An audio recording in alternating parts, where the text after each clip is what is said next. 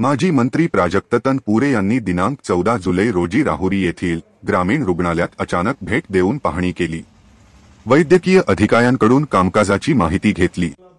यावेळी रुग्णालयात कुठलीच सुविधा उपलब्ध नसल्याने तनपुरे यांनी संताप व्यक्त केला. राहुरी येथील ग्रामीण रुग्णालयात रुग्णांची हेळसांड सुरूच आहे. रुग्णालयात येणाऱ्या रुग्णांना व्यवस्थित उपचार मिळत नाही. रुग्णाबरोबर मृतदेहाची देखील विटंबना होत आहे. 2 दिवसापूर्वी शहरातील हॉटेल व्यावसायिक राजेश नगरकर यांनी गळफास घेऊन आत्महत्या केल्याची घटना घडली होती. त्यावेळी रुग्णालयाच्या ढिसाळ कारभारामुळे शवविच्छेदनासाठी तब्बल 3 तास उशीर झाला होता. त्यामुळे राजेश नगरकर यांच्या नातेवाईकांना प्रचंड मनस्ताप सहन करावा लागला. सदर प्रकार माजी मंत्री प्राजक्त तनपुरे यांना समजला असता त्यांनी राहुरी येथील ग्रामीण रुग्णालयात अचानक भेट देऊन पाहणी केली. रुग्णांची होणारी हेळसांड व मृतदेहाची विटंबना याबाबत तनपुरे यांनी संताप व्यक्त केला. वैद्यकीय अधिकाऱ्यांनी त्यांच्या अडचणी माजी मंत्री प्राजक्त तनपुरे यांच्यासमोर मांडल्या.